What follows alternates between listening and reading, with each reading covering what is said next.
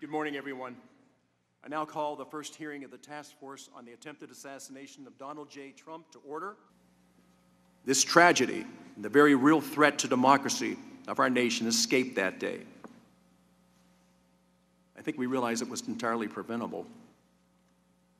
But because of failures by the Secret Service, the shooting was not prevented. Just last week, Acting Director Rowe said his own agency showed complacency. The day of the assassination attempt, Crooks scouted and identified weaknesses in the Secret Service's security plan using both a drone and a rangefinder. Had security vulnerabilities not existed, it is entirely plausible he might not even have attempted the shooting and would have returned home. Unfortunately, we will never know for sure. What we do know is that the documents and testimony point to several fundamental failures on July 13th. It's my hometown.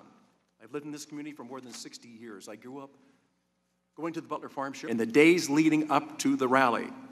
It was not a single mistake that allowed Crooks to outmaneuver one of our country's most elite group of security professionals. There were security failures on multiple fronts. To date, our investigation has identified three key factors. First, Secret Service planning, or perhaps more accurately, their failure to adequately plan created confusion among the agency's law enforcement partners.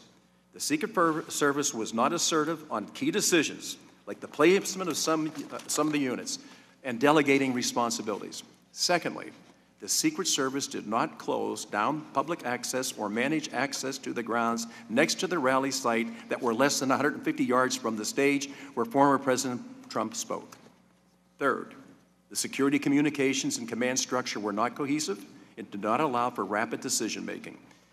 Information in a moment of crisis went through radio communications, text messages, and phone calls way too slowly. Second-hand reports were passed in a manner resembling the old children's game telephone. All we had to know, if we knew there was a suspicious person out there, and this, I think once you listen to this today, you're going to find out. We've been warned about these clear threats to his safety twice. It's the obligation of this Congress, this administration, and public servants at all levels of government to stand against those who would use violence to interfere with our elections.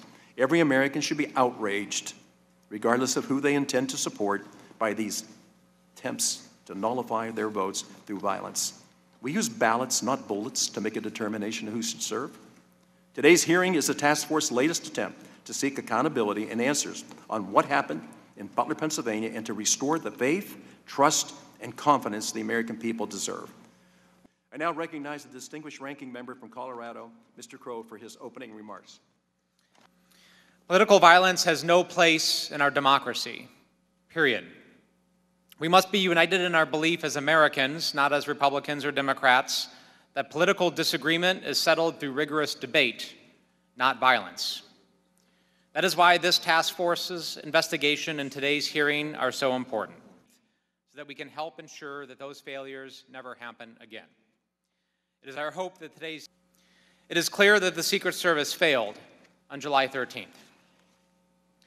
It is also impossible to ignore, however, the fact that the world has changed dramatically since the Secret Service first took over full-time presidential protection in 1902. Political events are bigger. There is a significantly greater number of protectees. Access to information about protectees' movements are more accessible to the public. Times have clearly changed. The Secret Service must be expected to accomplish its zero-fail protection mission without any errors. But Congress must also ensure that the Secret Service has the resources it needs to accomplish that mission. There is a significantly greater number of protectees. Access to information about protectees. The Secret Service must do better.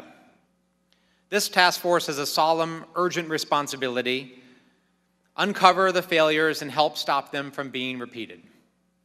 The American people deserve clear answers about what happened on July 13th. This hearing will provide the first pieces of what we learned. But make no mistake, this investigation is still early days, and there is much more to do. Thank you, Chairman. I yield back.